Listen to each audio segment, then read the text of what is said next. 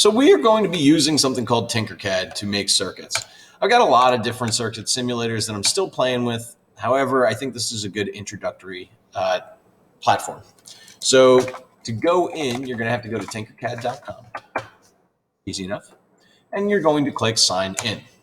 Good news, it works with Google accounts, so you can just use your school Google account. Once you've signed in, you're going to end up with a screen like this. It may have 3D design selected. We want to go to circuits. You go to circuits, and it's going to list all of your circuits here. So I'm going to go to create new circuit, and the first thing you do is change the name. It's not a magnificent hobby, although electronics would be a good hobby. Change the name, match it to the date so you know which assignment is which when you're going through your files. And all right, cool. So we named it. How to use this. So you have all your things in the right, and you've got drop-down menus with different options. Right now, basic is good. You can type in the search bar. So let's go battery. Great. Click it. Click again. I'm not dragging. I just click once, drag it in. And you'll notice that you can switch some of these features. So 1 battery, 2, 3, 4. Great. Built-in switch. Yes or no. That's pretty handy. In our purposes, we're not going to be playing with that so much as of right now. But I'm also going to add a DC motor. Great. Okay. Now let's say I want to rotate this fella.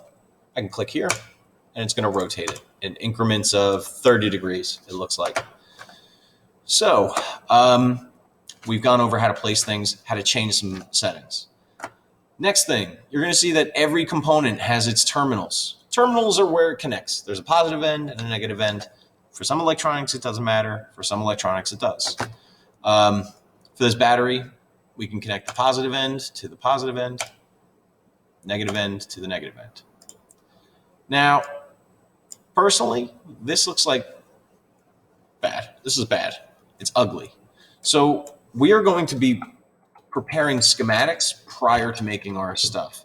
And I want you to try and emulate your schematics to begin with. A way you can do this is by clicking. So when you click, it's going to pin your wire to the board.